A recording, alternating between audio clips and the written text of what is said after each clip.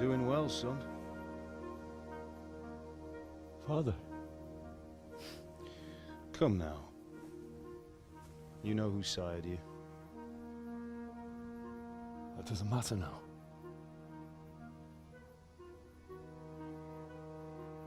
I miss you, Emma. I miss you very much. You'll be fine. We're proud of you. For what? I let you down. I lost the sword. I let that bastard get away. Don't be so hard on yourself. There was nothing you could have done to save us. And someone has to live and carry the torch. As for the sword, it's just a thing. You didn't want me fighting. Now look at me. Standing up to evil isn't the same as sowing its seeds. You did what was right.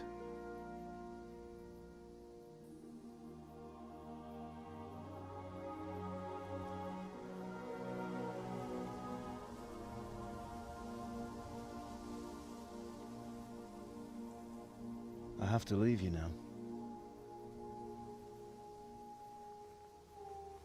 Oh, please. You know I can't stay.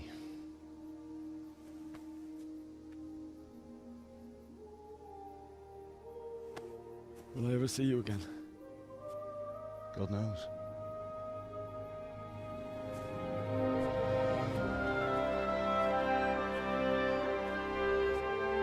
Make her proud.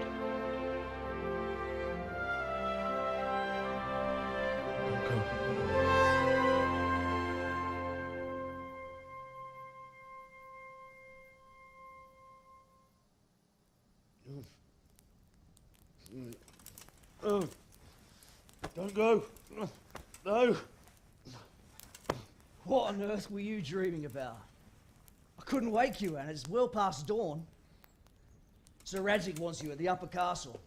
The lords are in council with Jobst. Right. I'll go straight away.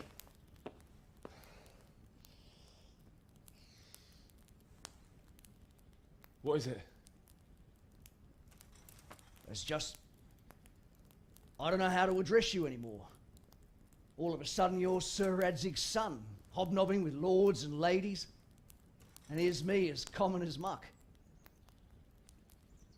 Oh, give over, you idiot. Do I look like a lord to you? Not really. You're as much a lord as I am a nun.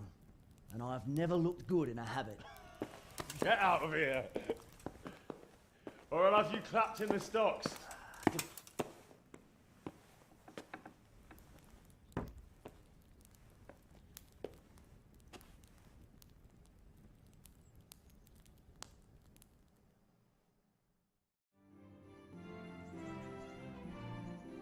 Good morning, good afternoon, and good evening, guys. Celtic Warband here, and I know what I said in the last episode with it being the end, but there's actually a little epilogue, or kind of a sneak peek, that builds onto the next story, and I thought I would share that with you guys as well. But it looks like we do have to meet with Master Jobst, who I believe had sided with King Sigismund against King Wenceslaus I, so it's interesting that he actually is here to speak with the rest of the nobles. So we'll definitely go and see... Hang on, am I going the wrong way? I think I am. What the hell?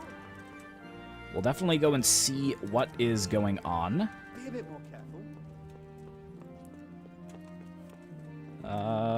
If I even remember where they are. Hey! Excuse me, ma'am.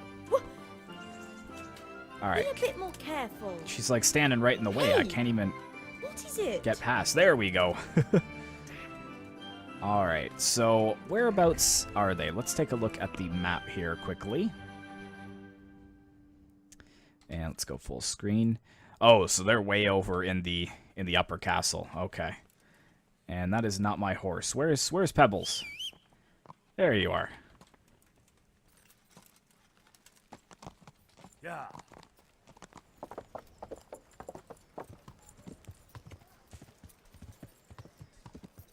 So I'm wondering if he's switched sides and is no longer supporting King Sigismund anymore. That'd be the only reason why I would see them allowing him to have an audience with Sir Hanush and the other lords, Sir Radzig and Sir Divish.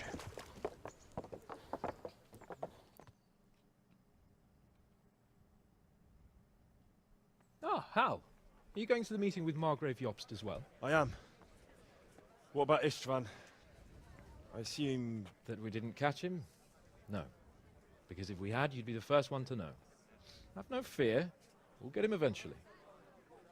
I hope you're right. Anyway, let's go and see what Jobst wants from us. Oh, a nice close shot there of Pebble's belly.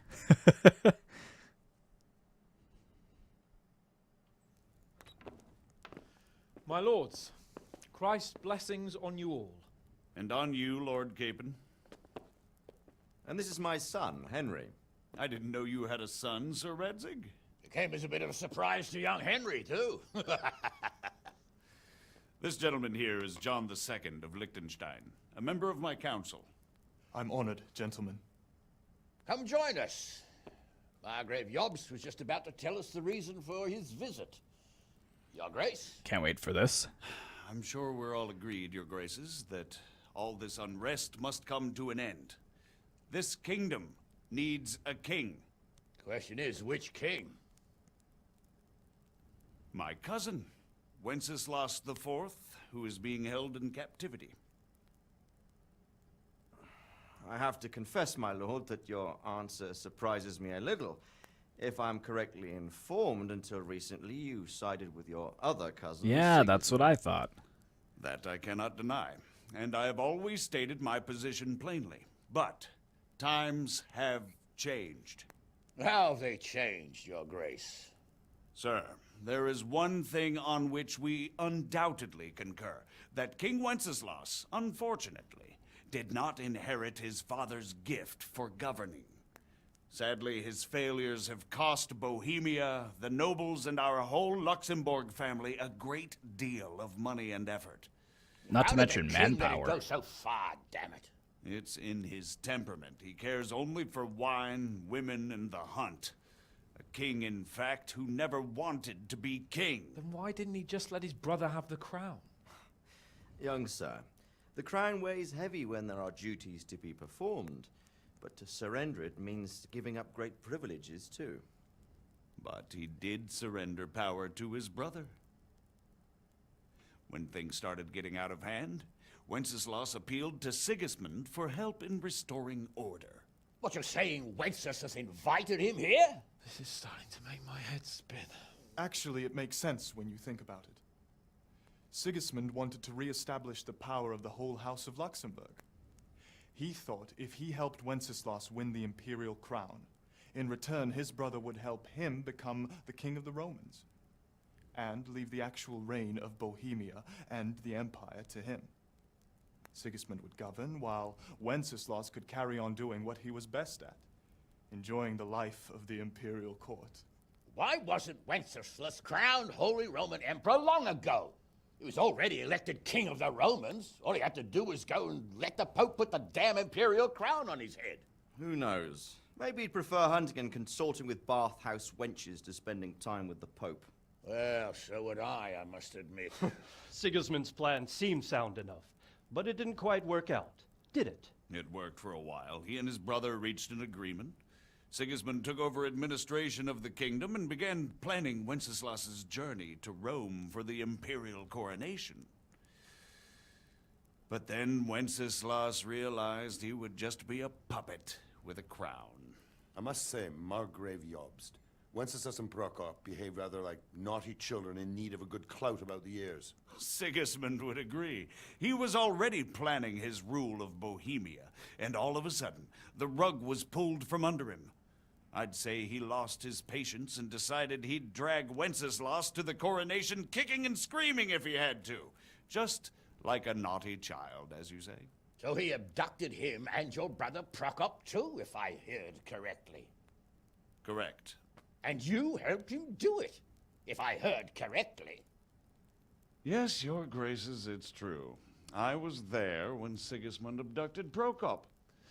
I thought everything could somehow be settled, that we could make my brother see sense.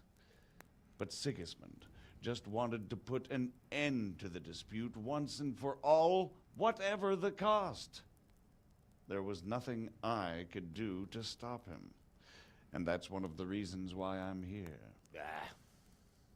The worst of it is that it was all I'm for kind of with nothing. Hanish right now. Instead of putting a stop to the revolt, it escalated it, and the result is this chaos we have today. That's true enough, sir. But I must admit now, I'm not sure what your position is. The king is incompetent, but we must protect him? The simple truth, gentlemen, is that for all of Wenceslas's faults, we have no one else. So we'll have to make do with his idleness. People like him, though. But what can we do now? Sigismund has the League of Lords behind him. Otto von Berghoff, Heinrich von Rosenberg. The situation has gotten completely out of control. Now even the nobles of the League of Lords are realizing that Sigismund wasn't the right choice. So now Berghoff is on your side. Are we to assemble an army together with him and face Sigismund on the field of battle? We're not in Hungary now. Such affairs may be settled elegantly, without unnecessary hostilities or expenses. I have negotiated an alliance with the Hungarian bishops, the Polish, and of course the Czech nobility, against Sigismund.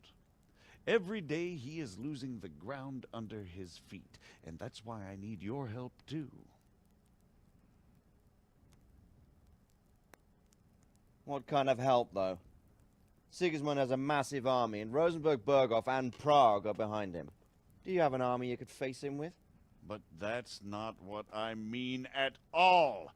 There's been a revolt against Sigismund in Hungary, partly due to my efforts. And now he'll have to choose whether he wants to gain the Bohemian crown, which is a very risky enterprise, or hold on to the Hungarian one. He can't have both. And there's a tough struggle awaiting him in Hungary. I'm not sure he'll win, and Rosenberg and Berghoff know it too. They're not stupid. If the Bohemian nobility stands together, they will turn. We are men of little consequence, Margrave. Radzig here lost everything because of his alliance with Wenceslas. Sir Divish came within a hair of the same fate. Even Rattay is defenseless against Sigismund and the League of Lords. What's more, your grace, King Wenceslas languishes in captivity in Vienna. He can't rule too well from there. And what do you propose? To sit with your arms folded till the Bohemian lands are turned to ashes like scarlets? We have to put a stop to this senseless war. And do you know, sir, what the true position of the League of Lords is? I'm not on the best of terms with them at this moment, so you'll have to ask them yourselves. Yes. Why not? I'll go and visit Berghoff at his castle and we'll see what he tells me. You know, that's not such a bad idea, young sir. True. Though a little risky. I doubt Berghoff would harm a blue-blooded envoy. And you can find out what he has to say about developments and what the League of Lords is planning. Then we'll decide what to do next. I'll help you compose a letter to him. I'd like Henry to come with me. Why not? He's proven himself an I'm not able sure Henry investigator, wants to go and on he'll that also trip. be a good bodyguard if anything should happen. And I'll send Sir John here to Kuttenberg to be my eyes and ears there. I believe both your reports will help us get a better grip on the situation. When can you set out? Just as soon as I've packed my things. Excellent. Margrave Jobst and I will draft a letter. Get ready, and we'll meet back here.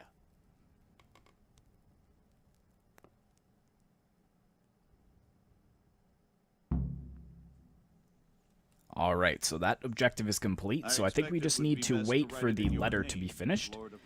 Looks like we have to talk to Sir Radzig, though. So, it looks like you're off on a mission. Yes, I can't wait. I don't want to dampen your spirits, my boy, but watch out. These are evil times, and who knows what can happen along the way. Not to mention that Berghoff is no saint. Don't worry. I know. You've shown you can fend for yourself, but do take care. You'll be traveling as Lord Capon's bodyguard. You'll be there to make sure nothing untoward happens to him. Keep your eyes peeled and your ears wide open. What Berghoff tells you is one thing, but what you see may be quite another. Rest assured, Father. And don't get embroiled in anything else. Just hand over the letter, hear out his reply, and return. Yes. Very well. Berghoff is at Trotsky Castle. I think you'll find it quite an eye-opener. It's one of the finest castles in the land. It's 3 days' ride from here, so unless you hit a snag along the way, you'll be back soon enough. Any questions? I love how he says it's the finest castle in all the land. Maybe because all the Bohemian castles lie in ruins. Do we need to ask any of these questions? I'm getting a bit lost in the Luxembourg lineage. It all seems a bit too tangled. The Luxembourgs have ruled the Empire and Bohemia for almost 100 years now. Emperor Charles brought this land to prominence. When he was in power, things had never been so good. Wenceslas and Sigismund are his sons, but by different mothers. Jobst and Prokop are their cousins. They were entrusted with governing Moravia. But instead, they've been in a bitter armed feud for years, and now Sigismund's fallen out with Wenceslas. Wenceslas also had another brother, the youngest, John of Görlitz, who was most probably poisoned. They seem like a hot-blooded lot. It's hard to keep up with their affairs, since they tend to change their alliances from one day to the next. Yes, well, we can see that as of today. Yeah, let's ask about Sigismund. I don't know much about Sigismund. He's the king's younger brother and king of Hungary in his own right. 7 years ago, he led a crusade against the Turks and was defeated at Nicopolis. Some say it was due to the recklessness of the French knights, most of whom were mercilessly slaughtered. Sigismund is ambitious and capable. He might well make a better ruler than Wenceslas, but he's arrogant, and to our misfortune, brutal. Not long ago, he himself was held captive by the Hungarian nobility. They dislike him as much as some of the Czech and German noblemen do his brother Wenceslas. Ironically, Wenceslas joined forces with Jobst to liberate him. Oh, it's so and backwards. This is how Sigismund repays his brother. What a mess. There's no doubt about it. God does move in mysterious ways. All right. I think that's all we need to know. That's about all. Very well. Take the letter from Sir Hanush. And good luck, son. All right. Be a bit more careful. Think.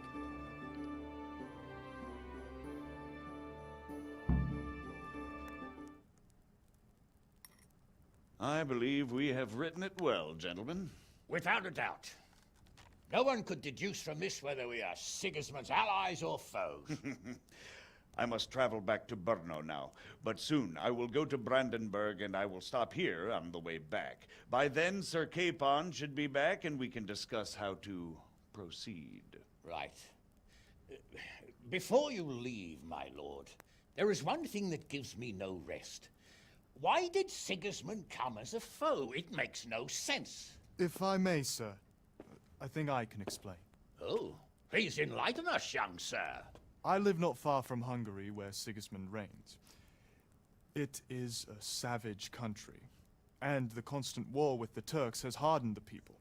They need a monarch with an iron hand. So when Sigismund felt the wind of revolt, he reacted as he would at home. Only what works on the Hungarian nobles does not work here in Bohemia. Bringing order is one thing, but slaughtering and pillaging with a horde of barbarians quite another. What purpose does that serve? But Sigismund did give the Bohemian nobles a chance to take his side. It was only when they refused his ultimatum that he lost patience and took to the sword. As for the barbarians, he could afford nothing better. The Hungarian nobility would gain nothing from joining his campaign in Bohemia. He didn't have enough coin for a regular army, and so he recruited the Cumans. What he does not pay them, they make up for in plunder. But in the end, he didn't have enough to even satisfy the Cumans. That's why he raided Kuttenberg and Skalitz. He wanted the silver. That makes sense. My lords, how's the letter coming along? It's done. Then we can be on our way. It's done. Now remember what we said, boy. All you have to do is deliver the letter, listen to the answer, and come back here. Don't provoke Berghoff in any way. Provoke? Me? Never, Uncle. We'll be back in a few days. Farewell, your graces. Come, Henry, my men are waiting. I wish you Godspeed.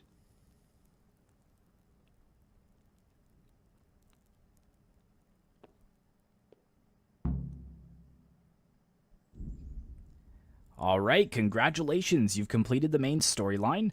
If you like, you can still embark on side quests and activities, or just wander the world. You can finish the game anytime by joining Sir Hans Capon's squad. So we'll close that there, and we will head outside, I believe. We'll just follow Sir Capon out, and I expect there will be some kind of last cutscene before the end. But I know I said this in the last episode, but again, guys, if you did enjoy this, be sure to leave a like, comment, and subscribe for more content like this. And this was a really, really fun campaign. Like I said, the very first part, I had been looking forward to this game for quite some time. And I will consider maybe doing the From the Ashes DLC in the near future, but as I said, I don't want to do it right away. I'd rather have another game to kind of freshen the content on the channel, and then we can pick it up at some other time. But we're just going to go ahead and talk to Lord Capon and finish this series once and for all. So thanks very much, guys, and I'll see you in the next one.